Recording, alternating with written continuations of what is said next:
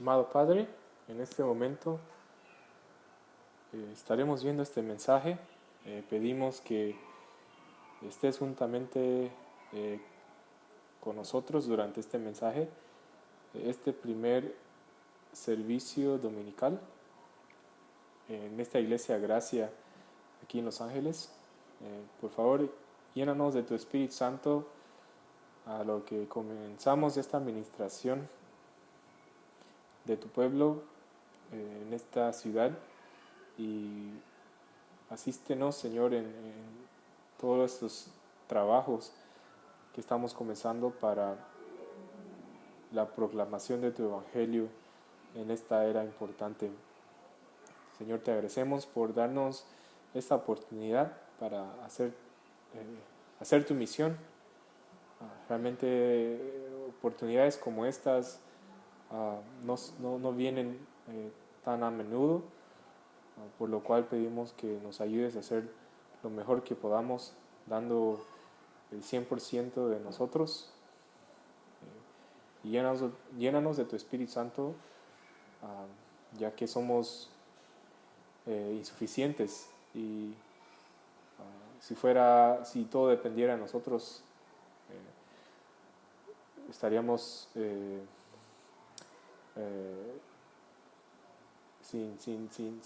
sin poder avanzar y desarrollar.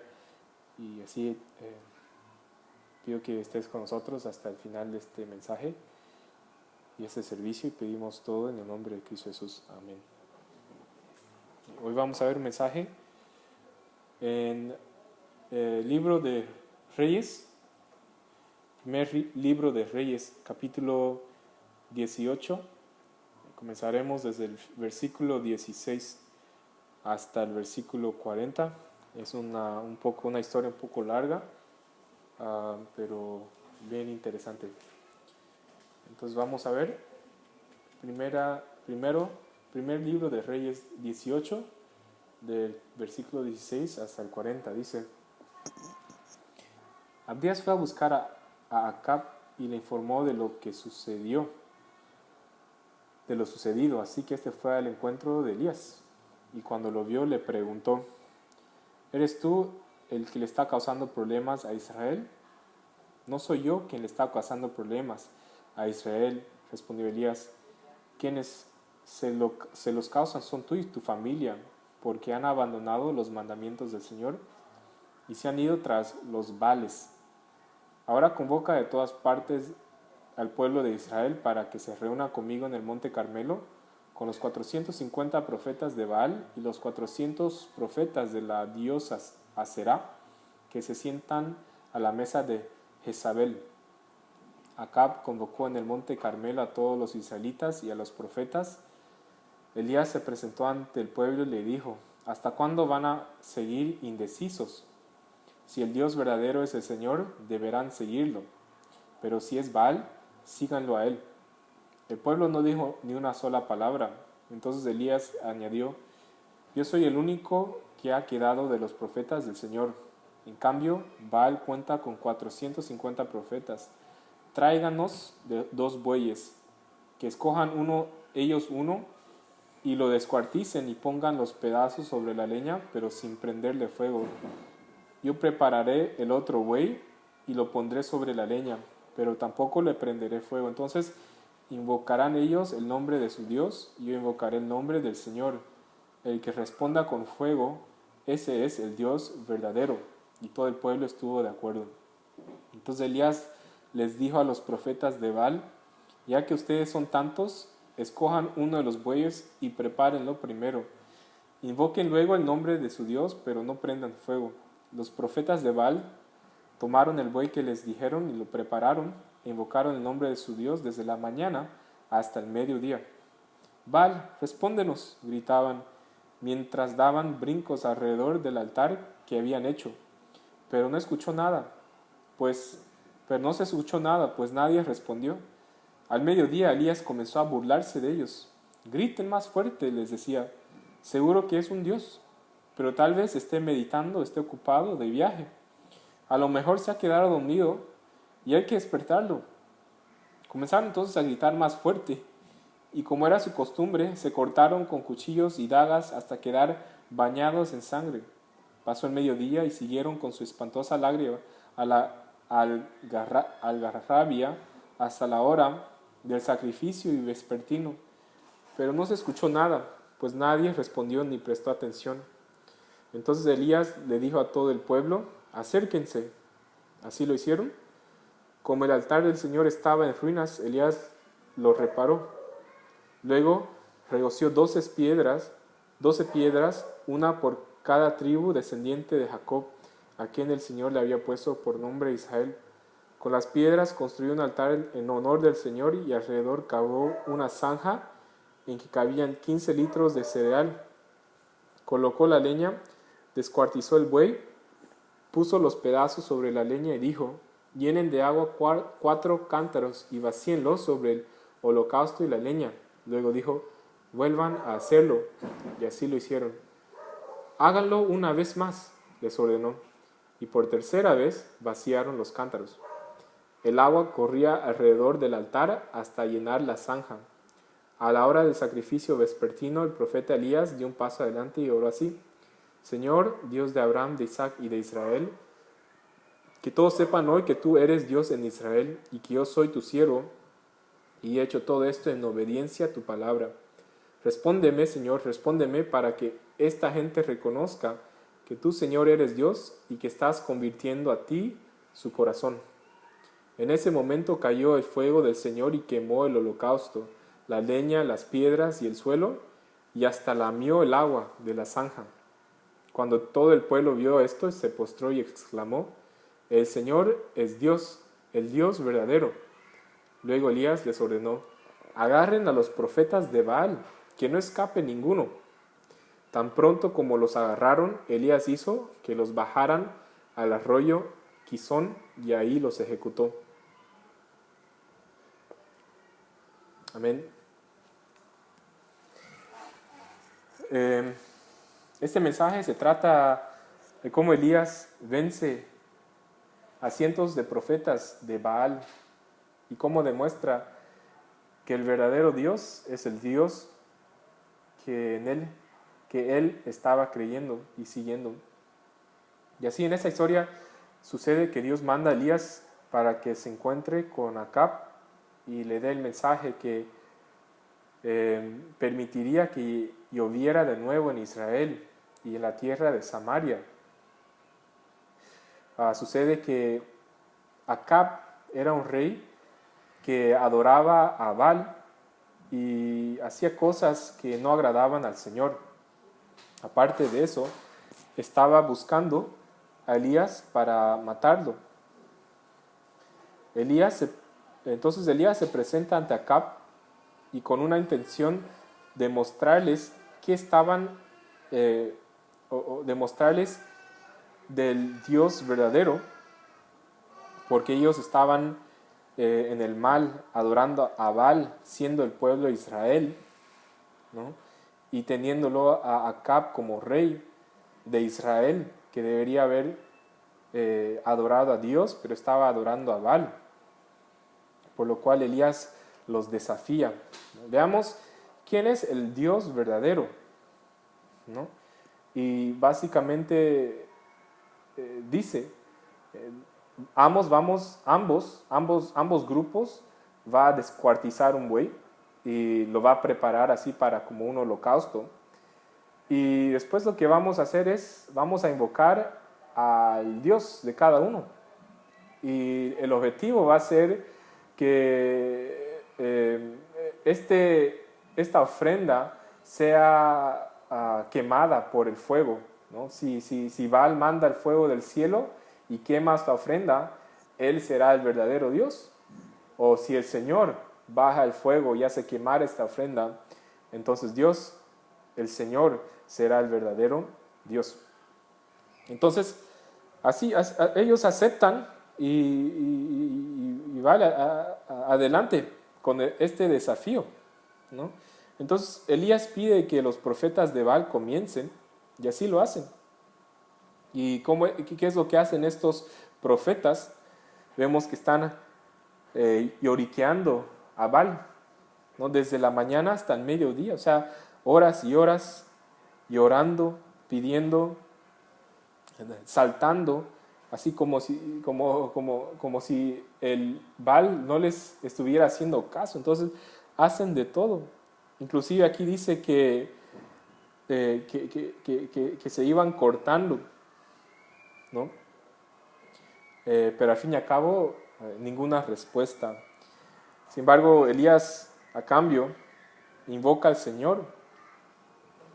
Después de preparar esta ofrenda, vemos que lo prepara de una manera interesante, que ahorita vamos a ver con más detalle lo que nos enseña esa especie de ritual.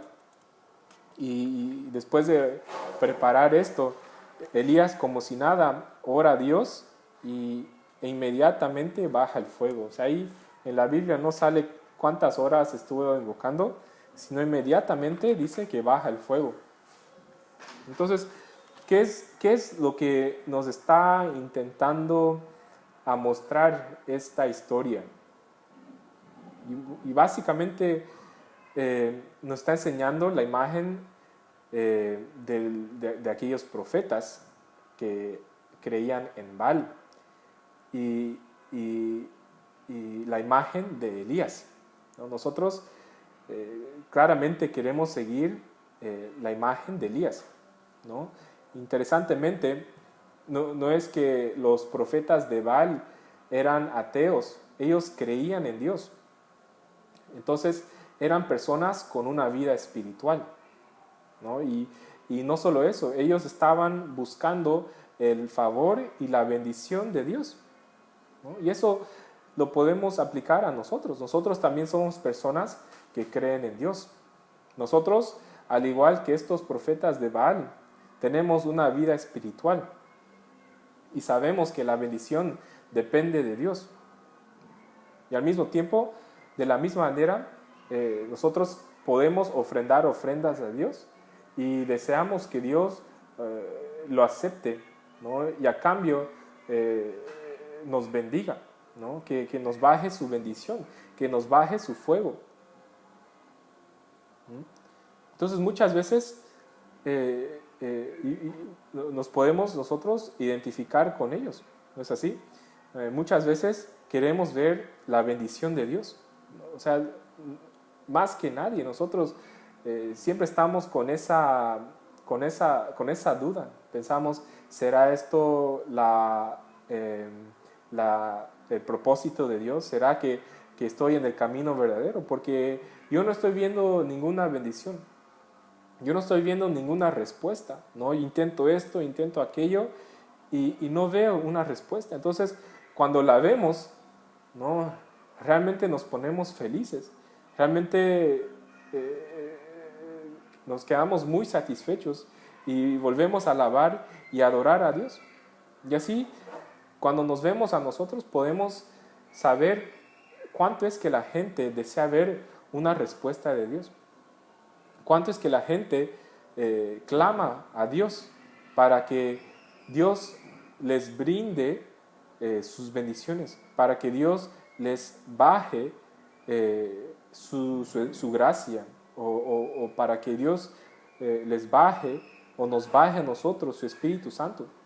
Y así, esto no tiene nada de malo en realidad. Lloriquear, pedir el Espíritu Santo de Dios, pedir el amor y la gracia de Dios, a veces, porque eso es lo que nuestro corazón necesita, ¿no? Y así, esto que están lloriqueando, estos profetas de Baal, en realidad es una imagen mejor que los ateos, ¿no creen? Que ni siquiera toman en cuenta a Dios y ni siquiera claman a Él y ni siquiera lo consideran como algo que existe, ¿no? Pero esto nos está enseñando, este mensaje de hoy nos está enseñando que existe una forma, existe una fe a la cual Dios responde, existe una fe a la cual Dios baja su bendición, ¿no? Existe una fe, existe una forma, y esa forma y esa fe nos la está demostrando Elías. Y esa es la práctica que nosotros hoy debemos de aprender a través de este mensaje. Esa forma es la forma que nosotros debemos de seguir a través de la historia de hoy, ¿no? Y así, en general, los cristianos normalmente practican esta fe, o mejor dicho, muchos cristianos hoy en día pueden practicar esta misma fe que tienen los profetas de Baal, ¿no? Un ejemplo es así, por ejemplo, un cristiano que solamente participa en tiempos claves o en fechas claves. Por ejemplo, solamente va a la iglesia en Pentecostés, a la Pascua o Navidad, solamente celebra esos días, o quizás solamente va a la iglesia los domingos, a lo que nosotros aquí en Los Ángeles o en Estados Unidos llamamos Sunday Christians.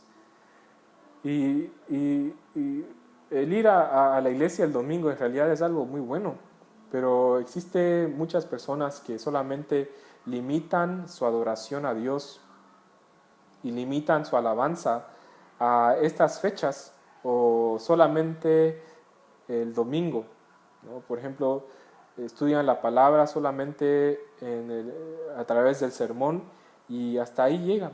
O sea, no lo hacen regularmente, no lo hacen diariamente, ¿no? En ese caso, nosotros, claro, nosotros podemos ser en realidad esas personas, y en ese caso podemos nosotros clamar a Dios en esos días. Por ejemplo, vamos al Pentecostés, y el Pentecostés es el día que bajó el Espíritu Santo a la iglesia primitiva, donde se estaban reuniendo 120 santos. Bajó, estaban clamando y ellos estaban deseando la bendición de Dios. Y cuando llegan esas fechas, de igual manera nosotros clamamos: Dios, ¿no?, líbrame de mis pecados. Dios, levántame. ¿No? Dios, dame tu Espíritu Santo, Señor. Y así clamamos con fuerza: por favor, si tú me das tu Espíritu Santo, yo sé que voy a poder hacerlo todo. Y en esas fechas rendimos culto a Dios. Procuramos su Espíritu Santo. Buscamos su favor. Buscamos su bendición. Y buscamos que nos llene de su gracia. Y así le clamamos en esas fechas, ¿no? Y de nuevo, no digo que eso esté mal, ¿no? Para muchos quizás el participar en selectos días así, algunas veces durante el año, no sé, algunas semanas, quizás sea la puerta de entrada para que Dios expanda su fe, ¿no? Quizás tengan una fe muy básica y estén comenzando a practicar su fe, ¿no? Quizás están dando esos primeros pasos para experimentar el amor y gracia de Dios, y Dios está usando esa oportunidad para que aprofundicen y maduren en la fe. Y así el mensaje de hoy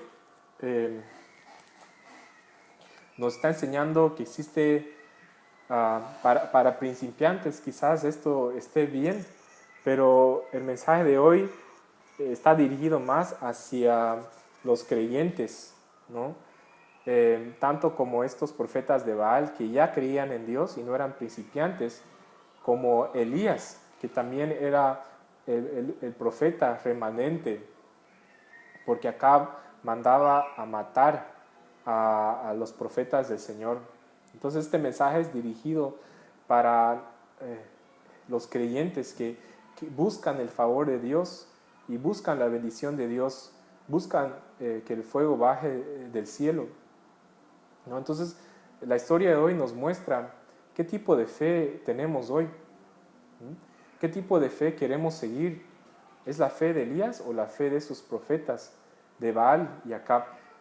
Entonces podemos nosotros darle un nombre a la fe de los profetas. Este es un nombre bueno, yo les estoy dando, no es nada que o estoy diciendo que así se le debe de llamar, sino por el hecho de querer explicárselo de una manera fácil, les estoy dando un nombre así.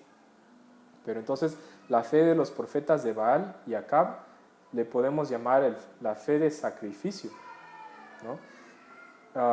Y la fe de Elías lo podemos llamar como una fe de ritos o una fe de ritual. Y así voy a explicar cuál es la diferencia entre la fe de sacrificio y la fe de ritual. Entonces, la fe de los profetas de Baal era una fe de sacrificio, porque vemos que para recibir bendición de Dios, ellos inmediatamente lo que piensan es, ¿no? Tenemos que sacrificarnos, ¿no? Si realmente queremos la bendición de Dios, Dios tiene que ver que estamos dispuestos a recibir su bendición y vamos a hacer lo que sea para recibir esta bendición. Vamos a gritar, vamos a brincar, vamos a lloriquear, no solamente por un corto tiempo, sino si es necesario toda la mañana, vamos a hacer eso. Y eso hacen, ¿no? Gritan, y ya que no había ninguna respuesta, comienzan a gritar más fuerte. Y ya que a pesar de eso no había ninguna respuesta, entonces van al próximo nivel y se ponen a cortar, se cortan a sí mismos diciendo, Dios, así de serio estamos para recibir tu bendición, estamos dispuestos a sacrificarnos de esta manera para recibir tu respuesta, para que nos respondas a nuestras peticiones de bajar el fuego y quemar este buey descuartizado, ¿no? Entonces, por eso le llamo la fe de sacrificio. Se sacrifican para recibir la bendición de Dios. Pero ¿qué dice la Biblia al final? Dice que a pesar de estar lloriqueando toda la mañana, hasta la siguiente víspera, no sucedió nada. Aparentemente Baal no les hizo caso, ¿no? O aparentemente Baal realmente no existe y están lloriqueando a un Dios que no conocen, y a este Dios que no conocen, esta no es la manera para recibir su favor, ¿no? En cambio, ¿qué es lo que hace Elías? Elías muestra una fe de ritual. Y esta palabra ritual es una palabra que uso con cuidado porque cuando decimos ritual normalmente tiene una definición de hacer las cosas externamente. Y aprendemos en la fe o el evangelio que la palabra se la hay que aplicar al corazón.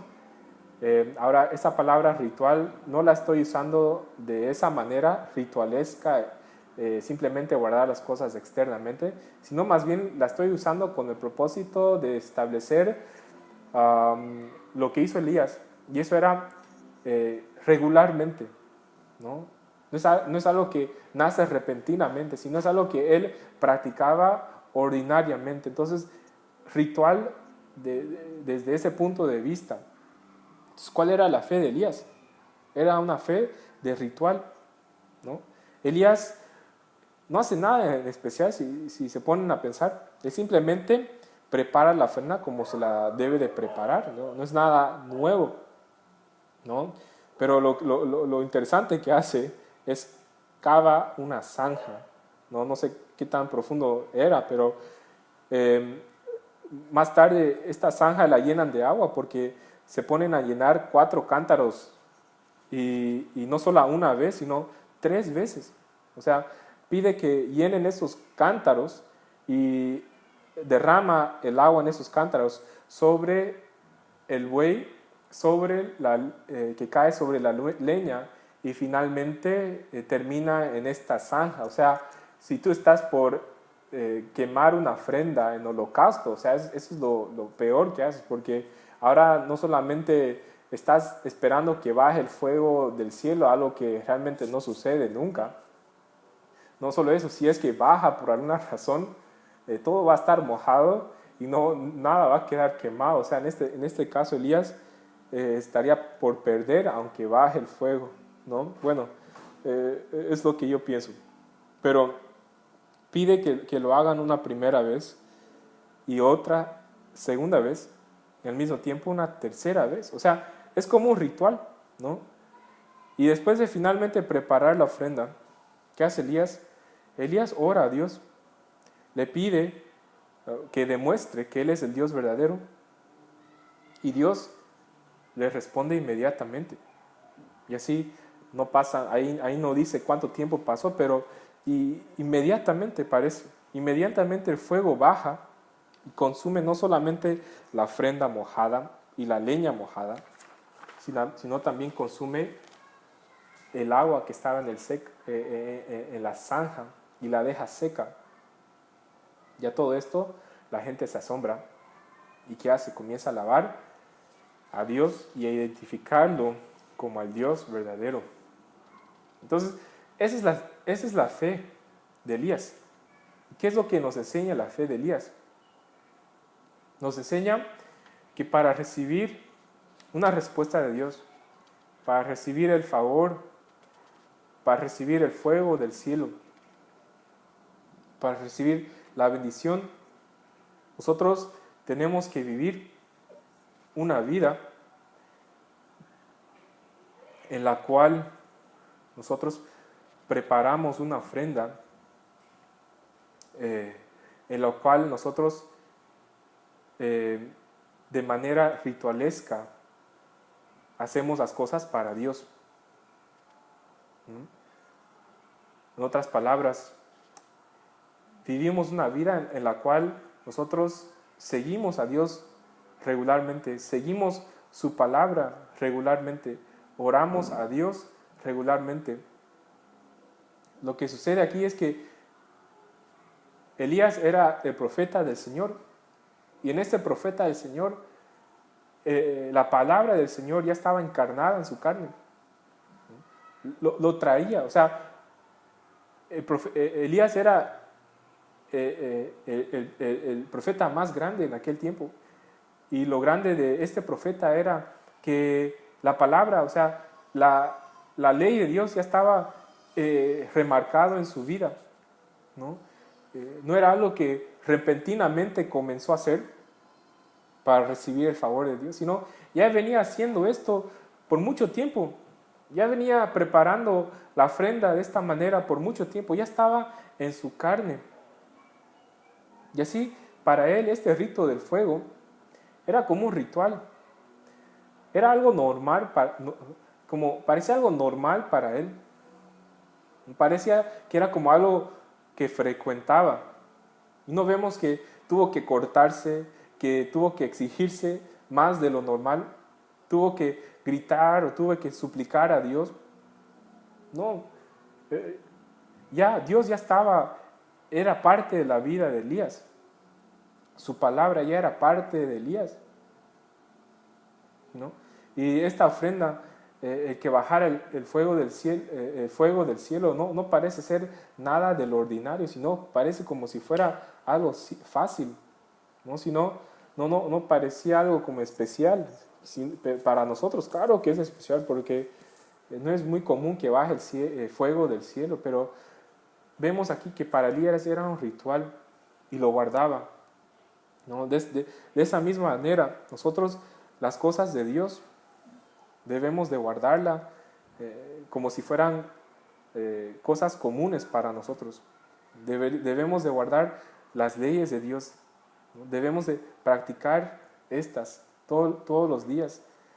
Debemos de orar a Dios y adorarlo a Él. Entonces nosotros, cuando practicamos estas, y cuando estas se acumulan, como el agua se acumuló en esos cántaros, ¿no? Y cuando se acumulan, llegan a un límite, y cuando pega ese límite, es cuando Dios automáticamente hace bajar su bendición.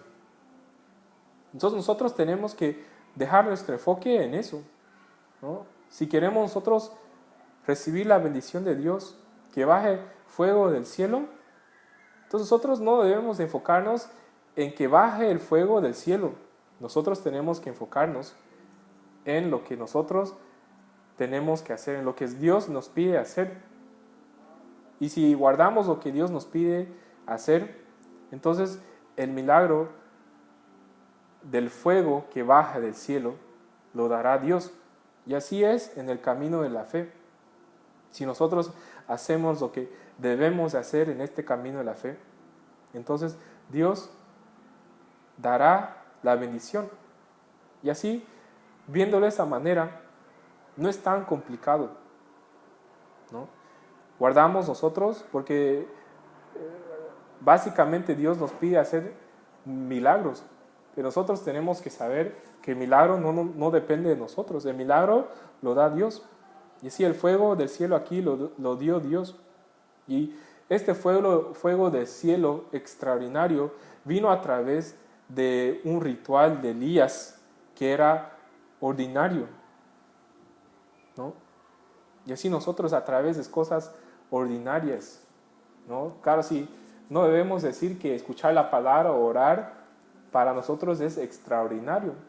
Si lo es extraordinario, entonces realmente estamos lejos de la bendición de Dios.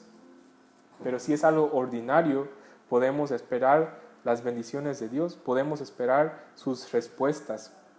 Y así esta es la clave.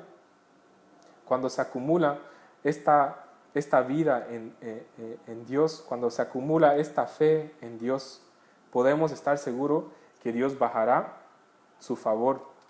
Podemos estar seguros que Él bajará su Espíritu Santo. Y así espero que podamos nosotros seguir esta fe de Elías, ¿no? Y realmente, como dice una palabra, ¿no? Que Dios prefiere obediencia que sacrificio. Nosotros tenemos que saber esa diferencia entre la fe de sacrificio y la fe ritualesca. Realmente Dios prefiere que guardemos su palabra y la llevemos a cabo todos los días. Esto vale mucho más que ofrenderle 1000 bueyes, 1000 ovejas, ¿no? Y eso lo podemos ver a través de esta historia. Entonces, ¿cuál es la intención de una fe ritualesca como la de Elías? O sea, debe haber alguna razón o algún propósito para que Dios favorezca esta práctica sobre la fe o la fe de sacrificio, que en realidad es externamente bien extravagante, ¿no? Se ponen a brincar, a gritar, a cortar, como si fueran una civilización antigua, ¿no? Muchas civilizaciones antiguas hasta ofrecían bebés para recibir el favor de Dios o a su Dios, ¿no? La fe de sacrificios es bien extravagante, pero la fe ritualesca no es nada extravagante, sino más bien es algo algo bien modesto, yo diría, algo bien humilde. Es una fe que se practica diariamente y en realidad no se ve nada así como especial. Y la razón por qué Dios desea que nosotros practiquemos nuestra fe diariamente es porque Él desea a través de esto que nos convirtamos en templos santos, que nos convirtamos como en platos aptos para recibir su bendición, aptos para recibir su Espíritu Santo. Y así la Biblia define al cuerpo humano como el templo santo de Dios. Y en el templo santo de Dios mora el Espíritu Santo. Pero si este templo está sucio, ¿no? Si este templo está corrompido, no hay lugar para que more el Espíritu Santo. Y así vamos a ver justamente en Primera de Corintios, capítulo 16, versículo 19.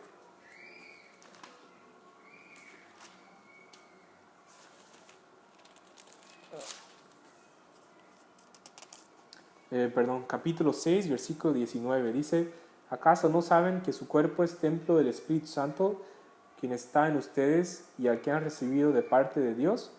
Ustedes no son sus propios dueños, fueron comprados por un precio. Por tanto, honre con su cuerpo a Dios.